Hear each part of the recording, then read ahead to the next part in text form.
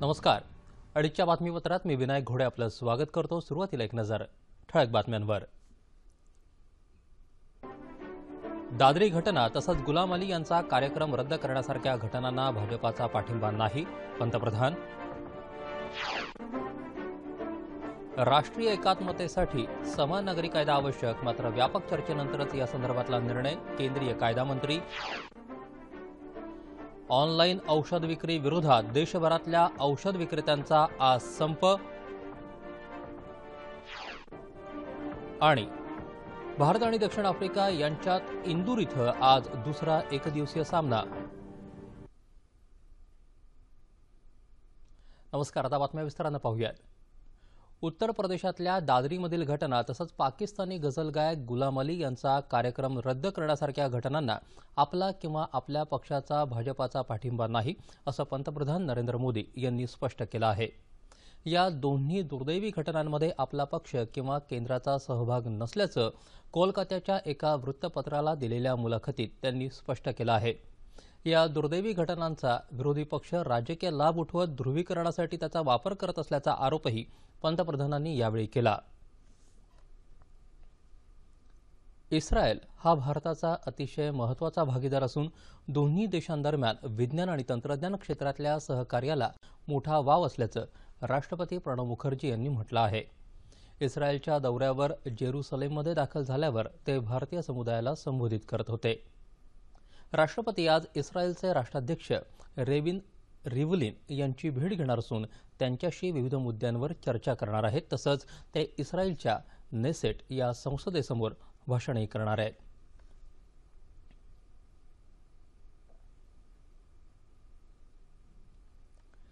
राष्ट्रीय एकात्मतेसाठी समान नागरी कायदा आवश्यक आहे, मात्र व्यापक चर्चेनंतरच या संदर्भात निर्णय घेतला जाईल, असं केंद्रीय कायदा मंत्री डी.व्ही. सदानंद गौडा यांनी स्पष्ट केलं आहे.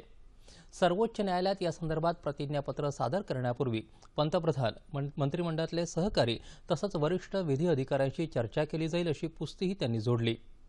केरळ आणि कर्नाटक उच्च न्यायालयानं देशासाठी समान नागरी कायद्याची गरज व्यक्त केली आहे, याकडे त्यांनी लक्ष वेधलं. याआधी व्यक्तिगत कायद्यासंदर्भात असलेली संभ्रमाची स्थिती संपुष्टात यावी यादृष्टीनं समान नागरी कायद्यासंदर्भात केंद्रानं लवकरात लवकर निर्णय घेण्यासंदर्भात सर्वोच्च न्यायालयानं केंद्र सरकारकडे विचारणा केली आहे. दरम्यान हा अतिशय संवेदनशील मुद्दा असून विविध धर्माशी निगडीत असल्याची प्रतिक्रिया काँग्रेसचे नेते दिग्विजय सिंह यांनी काल व्यक्त केली आहे. पक्षांतर्गत तसंच इतर राजकीय पक्षांशी चर्चा केल्यानंतरच काँग्रेस आपला दृष्टिकोन मांडेल, असं सांगून या संदर्भात मतैक्याची गरज त्यांनी व्यक्त केली. दीर्घकाळ रेंगाळलेले राष्ट्रीय महामार्ग प्रकल्प पूर्णत्वाला नेण्यासाठी एक रकमी निधी द्यायला केंद्रीय अर्थविषयक मंत्रिमंडळ समितीनं आज मंजुरी दिली. दळणवळण मंत्री रविशंकर प्रसाद यांनी केंद्रीय मंत्रिमंडळाच्या बैठकीनंतर आज नवी दिल्लीत पत्रकार परिषदेत ही माहिती दिली. खत कंपन्यांना अनुदानाची थकबाकी देण्यासाठी 7,000 कोटी रुपयांचं कर्ज देण्यासाठी विशेष बँकिंग व्यवस्थेला या समितीनं मंजुरी दिली. कोल इंडियाच्या अधिकाऱ्यांना कामगिरीवरती आधारित वेतनाची अंमलबजावणी करायलाही आजच्या मंत्रिमंडळ बैठकीत मान्यता देण्यात आली. शिवसेनेचा राष्ट्रवाद आणि देशभक्तीचा भाजपाला कंटाळा आला असल्यास त्यांनी शिवसेनेसोबत सरकारमध्ये राहावं की राहू नये याचा निर्णय घ्यावा, असं आव्हान शिवसेनेनं दिलं आहे.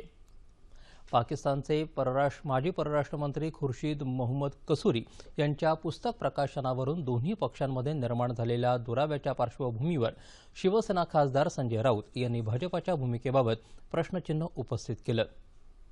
आम्हाला देशभक्तीचे धडे देणाऱ्यांनी सर्वप्रथम समान नागरी कायदा आणि राम मंदिराच्या मुद्द्याबाबत बोलावं, असं राऊत यांनी सांगितलं.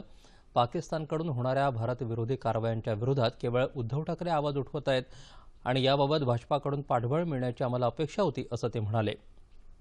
शिवसेनेच्या या आव्हानानंतर भाजपानं शिवसेनेची भूमिका दुटप्पीपणाची असल्याची टीका केली आहे. आगामी काळातल्या निवडणुका डोळ्यासमोर ठेवून शिवसेनेकडून दाखवली जाणारी स्वार्थी देशभक्ती आहे, असं भाजपाचे मुंबई प्रदेशाध्यक्ष आशिष शेलार यांनी म्हटलं आहे. त्यांच्या दुटप्पीपणाला लवकरच जनता चोख प्रत्युत्तर देईल, असं त्यांनी सांगितलं. मुंबईमध्ये झालेल्या इंदू मिलमधल्या डॉक्टर बाबासाहेब आंबेडकर यांच्या स्मारकाच्या भूमिपूजनाला अनुपस्थित राहून शिवसेनेनं बाबासाहेबांचा अवमान केला असल्याचा आरोपही शेलार यांनी केला. राज्यातल्या सर्वसामान्य नागरिकांना दर्जेदार आणि आरोग्य सेवा पुरवण्यासाठी आरोग्य विभागातल्या 400 डॉक्टर्सची पदं तातडीनं भरण्याचे आदेश मुख्यमंत्री देवेंद्र फडणवीस यांनी दिले. मंत्रालयात आरोग्य विभागाच्या झालेल्या बैठकीत ते बोलत होते. ग्रामीण भागात नागरिकांना दर्जेदार आरोग्य सेवा मिळावी यासाठी पुरेसे डॉक्टर्स आणि विशेषज्ञ यांची तातडीनं भरती होणं आवश्यक असल्याचं सांगत या पदांसाठीच्या भरतीसाठी कोणतंही बंधन नसून ही प्रक्रिया राबवताना स्थानिक उमेदवारांना प्राधान्य द्यायला हवं, जेणेकरून त्यांचं विनापरवानगी गैरहजेरीचं प्रमाण कमी व्हायला मदत होईल, असं मुख्यमंत्री यावेळी म्हणाले. खासगी आणि सार्वजनिक भागीदारी तत्वावर आरोग्य संस्थांमधून देण्यात येणाऱ्या सेवांचं बळकटीकरण करावं, तसंच याबाबतचा पहिला पथदर्शी प्रकल्प अमरावतीमध्ये राबवण्यात यावा, असे निर्देश मुख्यमंत्र्यांनी यावेळी दिले. यावेळी आरोग्यमंत्री दीपक सावंत यांच्यासह अधिकारी उपस्थित होते. दरम्यान गृहबांधणी प्रकल्पांसाठी शासनाच्या परवानग्या देण्यासाठी सुलभीकरण आणि करपद्धतीबाबत सकारात्मक निर्णय घेण्यासाठी नगरविकास विभागाच्या प्रधान सचिवांच्या अध्यक्षतेखाली समिती नेमण्याचा निर्णय मुख्यमंत्री फडणवीस यांनी घेतला. महाराष्ट्र चेंबर्स ऑफ हाऊसिंग इंडस्ट्रीजचे पदाधिकारी तसंच मुंबई ठाणे इथल्या बिल्डर्सच्या शिष्टमंडळानं मंत्रालयात मुख्यमंत्र्यांची भेट घेऊन निवेदन सादर केलं. त्यावेळी मुख्यमंत्र्यांनी वरील निर्देश दिले. अनधिकृत ऑनलाईन औषध विक्रीच्या निषेधार्थ देशातल्या सुमारे 8 लाख औषध विक्रेत्यांनी एकदिवसीय संप पुकारलाय. मुंबईसह राज्यातले 55,000 औषध विक्रेते यात सहभागी झाले आहेत. एकीकडे अनेक औषधं प्रिस्क्रिप्शनशिवाय विकायला औषध विक्रेत्यांवरती बंदी असताना दुसरीकडे मात्र हीच औषधं ऑनलाईन सर्रास मिळत आहेत. याच्या विरोधात सरकारने कोणतीही कारवाई केली नसल्यानं औषध विक्रेत्यांनी काल रात्री 12 वाजल्यापासून हा संप पुकारला आहे. या संपात औरंगाबाद शहरातले एकूण 1600 दुकानदार सहभागी झालेत. यावेळी औषध विक्रेत्यांनी मोटरसायकलवरून सरकारच्या विरोधात घोषणाबाजी करत जिल्हाधिकारी कार्यालयावर मोर्चा काढला.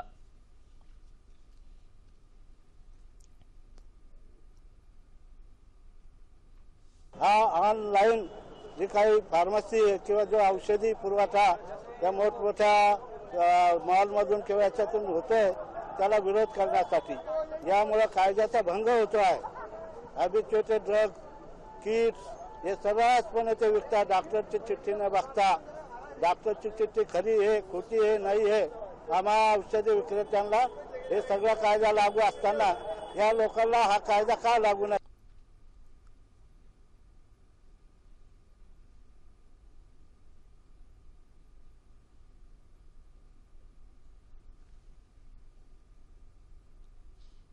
पुणे शहर आणि पिंपरी चिंचवड इथंही आज अनेक औषध विक्रेत्यांनी आपली दुकानं बंद ठेवली आहेत. याविषयी मुंबईच्या किरकोळ औषध विक्रेता संघटनेचे अध्यक्ष प्रसाद दानवे यांनी दूरध्वनीवरून अधिक माहिती दिली आहे. आमचा हा संप सरकारच्या विरोधात नाही, पण ऑनलाईन फार्मसी ज्या येत आहेत त्याच्या विरोधात आहे. आमचा व्यवसाय, आमचा रोजगार तर कमी होईलच, पण त्याबरोबर रुग्णांची गैरसोय होईल. ऑनलाईनवर कुठल्याही प्रकारची औषधं मागवली जातील, नशेची औषधं मागवली जातील, प्रिस्क्रिप्शन शिवाय औषधं मागवली जातील आणि या प्रॉब्लेम निर्माण होतील. म्हणून रुग्णांसाठी आणि आमच्यासाठी दोन्हीसाठी ऑनलाईन फार्मसी घातक आहे. म्हणून आम्ही म्हणतो ऑनलाईन फार्मसीचा विचार केमिस्ट को नहीं स्वीकार.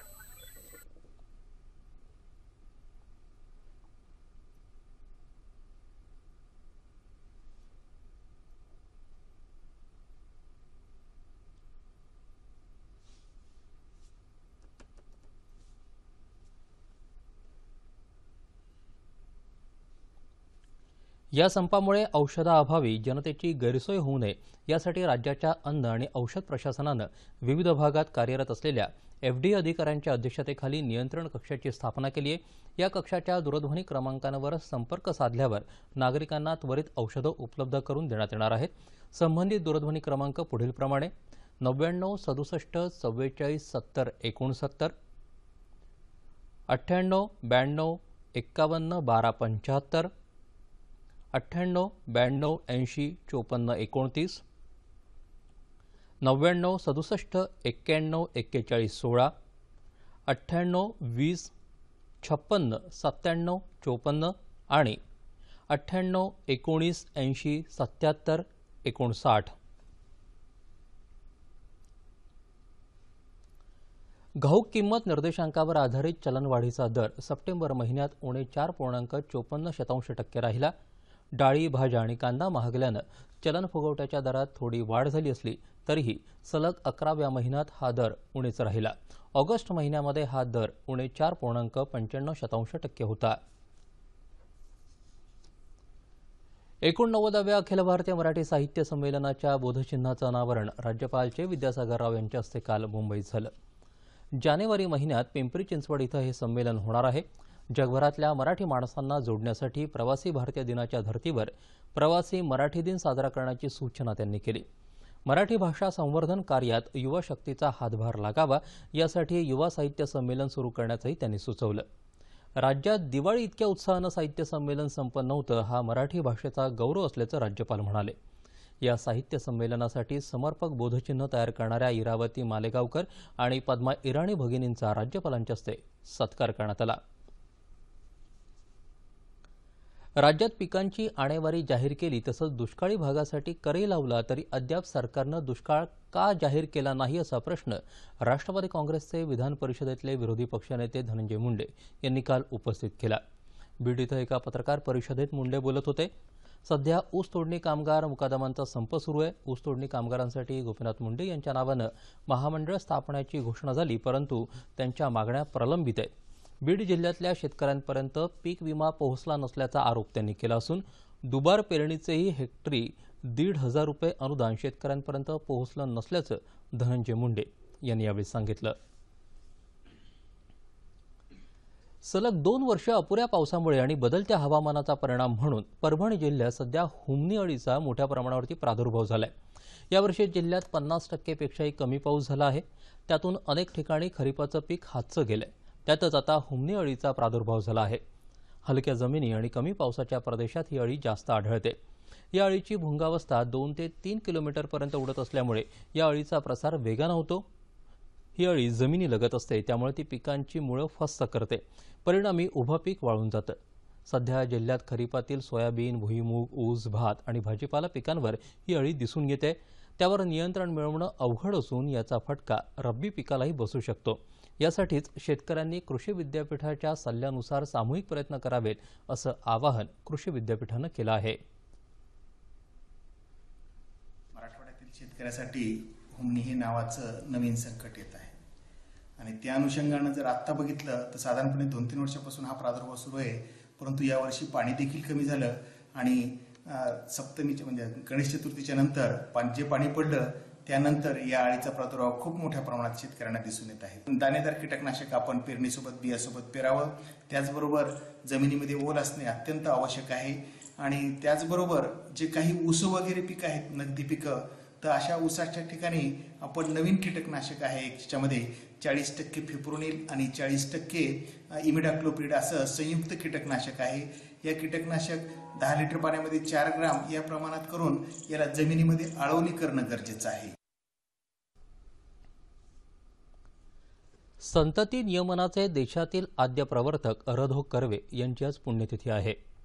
14 ऑक्टोबर 1953 या दिवशी त्यांचं निधन झालं होतं. समाज स्वास्थ्यासाठी संतती नियमन आणि लैंगिक शिक्षण यासाठी र.धो. कर्वे यांनी केलेलं कार्य मोलाचं आहे. या संदर्भात त्यांनी कुटुंब नियोजन केंद्र स्थापन केलं होतं. लैंगिक रोगांची लक्षणं, कारणं आणि त्याबाबत उपायांची माहिती त्यांनी लोकांना दिली. त्यासाठी त्यांनी विपुल लेखन केलं. स्वतःला एकही मूल नसताना कर्वे यांनी संतती नियमनाची शस्त्रक्रिया करून घेतली होती. ज्या काळात या सर्व बाबी उच्चारणंही धाडसाचं होतं त्या कालखंडात र.धो. कर्वे यांचं हे समाज सुधारण्याचं कार्य अतिशय महत्त्वपूर्ण आहे. आज धम्मचक्र प्रवर्तन दिन आहे. देशातल्या सामाजिक परिवर्तनाची सुरुवात करणारा दिवस म्हणून या दिवसाचं विशेष महत्त्व आहे.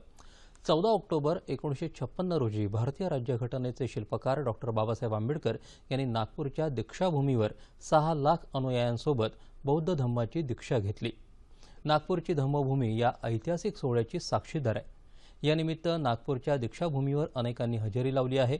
तिथीनुसार त्या दिवशी दसरा होता तरी तारीख 14 ऑक्टोबर होती. या दिवसाच्या निमित्तानं आज राज्यासह देशभरात विविध ठिकाणी धम्मदीक्षा रॅली आणि मेळाव्यांचं आयोजन केलं आहे. 14 ऑक्टोबर हा दिवस जागतिक मानक दिवस म्हणूनही साजरा केला जातो. या निमित्तानं भारतीय मानक ब्युरोच्या मुंबईतल्या पश्चिम क्षेत्रीय कार्यालयानं आज मुंबईत एका परिसंवादाचं आयोजन केलं होतं. यावेळी मानक विश्व की सर्वमान्य भाषा या विषयावर उपस्थित मान्यवरांनी माहिती दिली. मानकांच्या मदतीनं आपल्याला देशाची औद्योगिक प्रगती करता येऊ शकते असं मत ब्युरोचे संचालक MD चिखलवाड यांनी यावेळी व्यक्त केलं.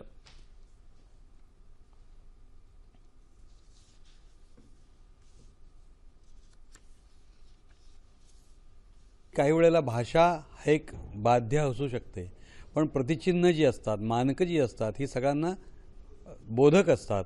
आणि याप्रमाणे आपण यावर्षीचा जो एक बोधवाक्य तयार केलं आहे, या ISOचे जे चीफ आहे त्यांनी दिलं आहे की मानकं ही सर्वमान्य भाषा आहे जगाची.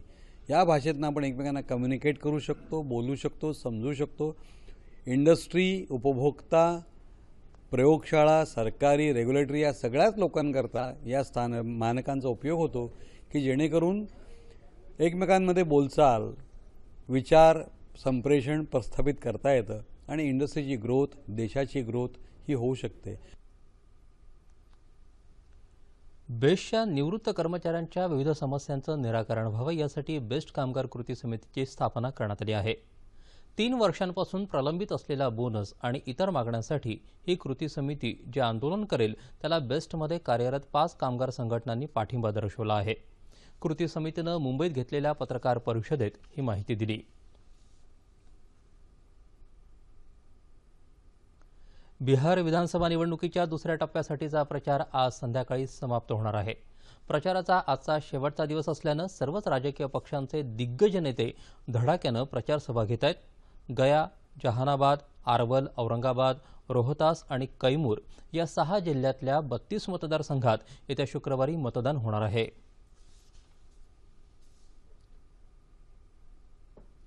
DRDO अर्थात संरक्षण संशोधन आणि विकास संस्थेच्या क्षेपणास्त्र संकुलाला माजी राष्ट्रपती डॉक्टर APJ अब्दुल कलाम यांचं नाव देण्याचा निर्णय सरकारनं घेतलाय.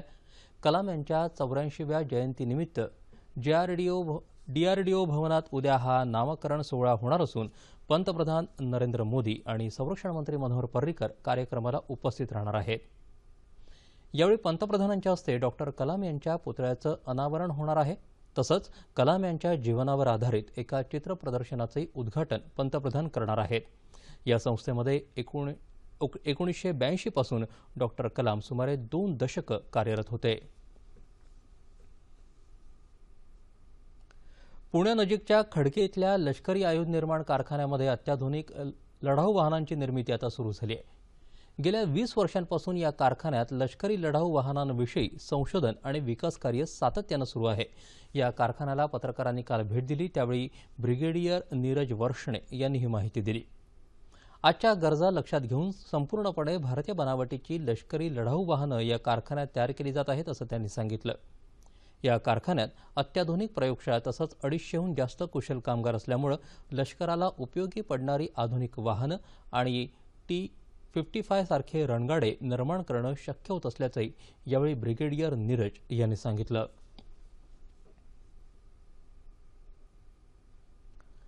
रयत शिक्षण संस्थेच्या विटा इथल्या बळवंत संकुलाचा सुवर्ण महोत्सव नुकताच साजरा करण्यात आला. ज्येष्ठ विचारवंत प्राध्यापक ND पाटील यांच्या अध्यक्षतेखालील कार्यक्रमास माजी मंत्री पतंगराव कदम उपस्थित होते. 50 वर्षांपूर्वी कराडनंतर रयत शिक्षण संस्थेचं पहिलं महाविद्यालय विटा इथं सुरू झालं. त्याद्वारे दुष्काळी भागातल्या आणि गरीब समाजातल्या मुलांची शिक्षणाची सोय झाली. या ठिकाणी पदवी शिक्षणासोबतच 26 प्रकारचे व्यवसायाभिमुख अभ्यासक्रम चालवले जात असून या महाविद्यालयाच्या नूतन विस्तारित इमारतीचं मान्यवरांच्या उपस्थितीत उद्घाटन करण्यात आलं. यावेळी डॉक्टर अनिल पाटील आणि शिक्षण क्षेत्रातले अनेक मान्यवर उपस्थित होते. डॉक्टर नरेंद्र दाभोलकर यांच्या जयंतीदिनी 1 नोव्हेंबर रोजी अंधश्रद्धा निर्मूलन समितीच्या वतीनं नागपूर इथं राज्यव्यापी युवा संकल्प परिषद आयोजित करण्यात येणार आहे अशी माहिती अनिसचे कार्याध्यक्ष अविनाश पाटील यांनी वाशिम इथं दिली. अनिसच्या जिल्हा कार्यकारिणीची बैठक झाली त्यावेळी ते पत्रकारांशी बोलत होते. डॉक्टर नरेंद्र दाभोलकर आणि कॉम्रेड पानसरे यांच्या हत्या प्रकरणाचा तपास सुरू असला तरी अद्याप खऱ्या मारेकऱ्यांपर्यंत तपास यंत्रणा पोहोचू शकली नाही. याबद्दल पाटील यांनी नाराजी व्यक्त केली. या दोन्ही प्रकरणांचा तपास होऊन गुन्हेगारांना कठोर शिक्षा व्हावी अशी राष्ट्रपतींकडे पत्राद्वारे मागणी करण्यात येणार आहे असंही त्यांनी यावेळी सांगितलं. सह्याद्री वाहिनीनं दैनिक नवशक्तीच्या सहकार्यानं आयोजित केलेल्या आले गणराय अर्थात नवशक्ती गणेश दर्शन स्पर्धेचा निकाल जाहीर करण्यात आला आहे. JJ स्कूल ऑफ आर्ट्सचे माजी अधिष्ठाता मंगो राजाध्यक्ष मुंबई दूरदर्शनचे अतिरिक्त महासंचालक मुकेश शर्मा तसंच उपमहासंचालक शिवाजी फुलसुंदर, नवशक्तीचे संपादक प्रकाश कुलकर्णी, गणेश दर्शन स्पर्धा सल्लागार समितीचे प्रमुख राजू रावल, मुंबईचे माजी उपमहापौर अरुण देव यांच्या नेतृत्वाखालील परीक्षक मंडळाच्या बैठकीत या स्पर्धेचे विजेते निवडण्यात आले. मुंबईतलं गद आंबेकर मार्ग सार्वजनिक गणेशोत्सव मंडळ आणि साकीनाक्याचं परेरावाडी मोहिली सार्वजनिक गणेशोत्सव मंडळ पहिल्या पारितोषिकाचे सामाजिक मानकरी ठरले आहेत. दोन्ही मंडळांना प्रत्येकी 61,000 रुपये रोख आणि सन्मानचिन्ह देण्यात येणार आहे. अंधेरी पश्चिम इथल्या स्वप्नाक्षय मित्रमंडळाला 50,000 रुपयांचं दुसऱ्या क्रमांकाचं पारितोषिक मिळालं. या स्पर्धेत सुमारे 225 सार्वजनिक गणेशोत्सव मंडळ सहभागी झाली होती. या स्पर्धेचा पारितोषिक वितरण सोहळा शनिवारी 17 ऑक्टोबर रोजी मुंबईत गिरगावच्या साहित्य संघ मंदिरात संध्याकाळी 5:30 वाजता होणार आहे. भारत आणि दक्षिण आफ्रिका यांच्यात आज इंदूर इथं दुसरा एकदिवसीय क्रिकेट सामना सुरू आहे. नाणेफेक जिंकून प्रथम फलंदाजी करणाऱ्या भारताची सुरुवात खराब झाली. डावाच्या दुसऱ्या षटकात दक्षिण आफ्रिकेच्या रबाडानं रोहित शर्माचा 3 धावांवरती त्रिफळा उडवून भारताला पहिला हादरा दिला. त्यानंतर शिखर धवनलाही 23 धावांवरती बाद करून दक्षिण आफ्रिकेनं भारताची अवस्था बिकट केली. भारतानं संघात 3 बदल केले आहेत. आर अश्विन दुखापतीमुळे सामन्यात खेळू शकणार नाही, तर स्टुअर्ट बिनी आणि अमित मिश्राला वगळण्यात आलंय. त्यांच्या जागी हरभजन सिंग, अक्षर पटेल आणि मोहित शर्माचा समावेश करण्यात आला आहे. 5 सामन्यांच्या या मालिकेत कानपूर इथं झालेला पहिला सामना जिंकून दक्षिण आफ्रिकेनं 1-0 अशी आघाडी घेतली असल्यानं हा सामना जिंकून बरोबरी करण्याचा यजमानांचा प्रयत्न राहील. मात्र बलाढ्य दक्षिण आफ्रिकेनं T20 मालिका जिंकल्यानंतर एकदिवसीय मालिकेवरही आपला प्रभाव निर्माण केल्यानं भारतीय संघ दबावाखाली आहे. शेवटचं वृत्त हाती आलं तेव्हा भारताच्या 18 षटकात 2 बाद 80 धावा झाल्या होत्या. आता जाणून घेऊयात हवामानाचं वृत्त. येत्या 24 तासात कोकणात तुरळक ठिकाणी मेघगर्जनेसह पाऊस पडण्याची शक्यता हवामान विभागानं वर्तवली आहे. याच काळात राज्याच्या उर्वरित भागात हवामान कोरडं राहील असा हवामान खात्याचा अंदाज आहे. आता पाहूयात ठळक बातम्या पुन्हा एकदा.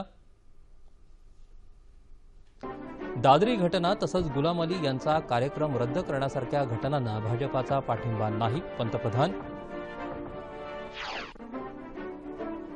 राष्ट्रीय एकात्मतेसाठी समान नागरी कायदा आवश्यक, मात्र व्यापक चर्चेनंतरच या संदर्भातला निर्णय, केंद्रीय कायदा मंत्री. ऑनलाईन औषध विक्री विरोधात देशभरातल्या औषध विक्रेत्यांचा आज संप. आणि भारत आणि दक्षिण आफ्रिका यांच्यात इंदूर इथं आज दुसरा एकदिवसीय सामना.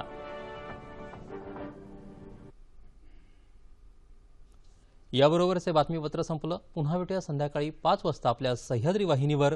तत्पूर्वी जाता जाता एक नजर टाकूया झटपट बातम्यांवरती. नमस्कार.